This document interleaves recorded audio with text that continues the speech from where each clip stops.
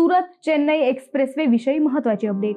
मंत्री नितीन गडकरी यांनी स्पष्ट सांगितलं, अहिल्यानगर मधून जाणारा सुरत चेन्नई हा महामार्ग बहुप्रतीक्षित महामार्ग आहे। जिल्हावासियांच्या मनात या महामार्गाबद्दल अनेक प्रश्न असतानाच आता एक मोठी अपडेट याबाबत समोर आली आहे। खासदार निलेश लंके यांनी मंत्री नितीन गडकरी यांची भेट घेऊन चर्चा केल्यानंतर काही गोष्टी समोर आल्या। आता या महामार्गाच्या कामाला लवकरच सुरुवात होणार असल्याची माहिती लंके यांनी दिली आहे।